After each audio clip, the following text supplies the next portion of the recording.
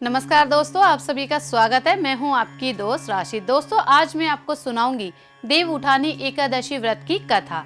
देव उठानी एकादशी की कथा। इस कथा के अनुसार प्राचीन समय में एक राजा थे जिसके राज्य के सभी लोग एकादशी का व्रत किया करते थे। इस दिन प्रजा से लेकर पशुओं तक को अन्न का एक दाना भी नहीं दिया जाता था। एक दिन दूसरे राज्य का व्यक्ति राजा के पास गया और उसने राजा से कहा कि कृपया करके मुझे अपने यहाँ नौकरी पर रख लीजिए। तब राजा ने उसके सामने एक शर्त रखी और कहा कि तुम्हें प्रतिदिन सब कुछ खाने को मिलेगा, परंतु एकादशी के दिन तुम्हें अन्न का एक दाना भी नहीं मिलेगा। उस दिन व्यक्ति ने राजा की वह शर्त मान ली, परंतु एकादशी के दिन जब उसे अन्न का एक दाना भी नहीं मिला तो वह व्यक्ति राजा के सामने दया याचिका करने लगा। राजा ने उसे अपनी शर्त याद दिलाई कि वह एकादशी के दिन अन्न का एक दाना भी ग्रहण नहीं करेगा, परंतु उस व्यक्ति ने कहा कि वह बिना अन्न के भूखा मर जाएगा।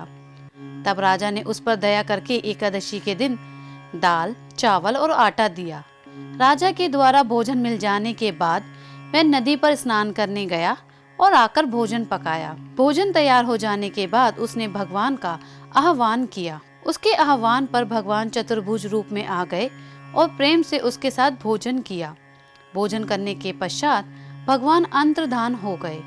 अगली एकादशी पर वह राजा के पास गया और राजा से दुगना अन्न देने को कहा। राजा ने उस व्यक्ति से इसका कारण पूछा तो व्यक्ति ने कहा कि मेरे साथ भगवान भी अन्न ग्रहण करते हैं, इतना सा अन्न हमारे लिए पर्याप्त नहीं है। यह सुनकर राजा आश्चर्यचकित रह गया और कहा कि उन्हें इसकी इस बात पर विश्वास नहीं है। राजा ने कहा कि वे एकादशी का व्रत रखते हैं, पूजा करते हैं, परंतु भगवान ने उन्हें कभी दर्शन नहीं दिए। उस व्यक्ति ने कहा कि अगर आपको मेरी बात पर विश्वास नहीं हो तो खुद चलकर देख लेना। तब राजा उस व्यक्ति के साथ गए और एक पेड़ के नीचे छुपकर बैठ गए। उस व्यक्ति ने भोजन तैयार करके भगवान का आह्वान किया, परंतु भगवान प्रकट नहीं हुए। यह देखकर व्यक्ति ने कहा कि अगर आप प्रकट नहीं हुए तो मैं इस नदी में कूदकर अपने प्राण त्याग दूंगा। जैसे ही वह नदी की तरफ अपने प्राण देने के लिए आगे बढ़ा, भगवान प्रकट हो गए। भगवान ने उसके साथ बैठकर भोजन किया और अंतर्धान हो गए। यह देखकर राजा ने मन ही मन सोचा कि व्रत उपवास करने से भगवान की प्राप्ति नहीं होती। उनके दर्शन पाने के लिए मन का शुद्ध होना अति आवश्यक है।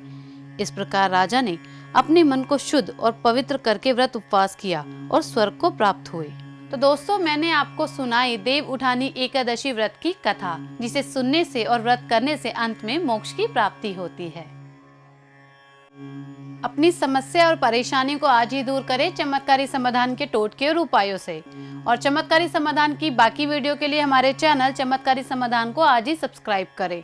और अगर आपको हमारी ये वीडियो पसंद आए तो इसे लाइक, कमेंट और शेयर करना ना भूलें।